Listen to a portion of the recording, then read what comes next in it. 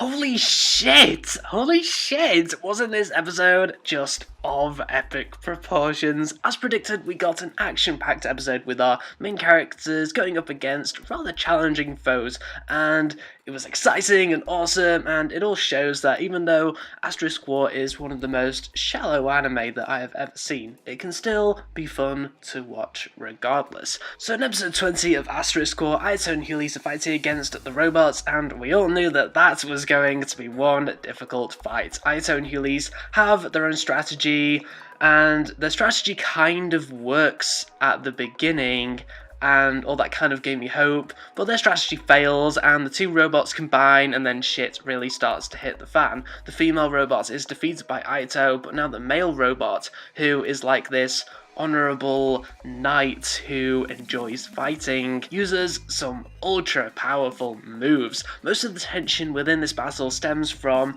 how the male robot is so overpowered and so seemingly unstoppable, yet at the same time we know that our main characters are not going to lose this fight when there's still a few more episodes left, so it just got me thinking, how is this going to turn out in the end? Well, Ayato does eventually get out his super sword. I have no idea why he didn't just do that in the first place, and now he's in super badass mode and actually ready to take on the robot. Meanwhile, we get another badass fight between Sai and Kirin against this dude who can turn shadows into weapons.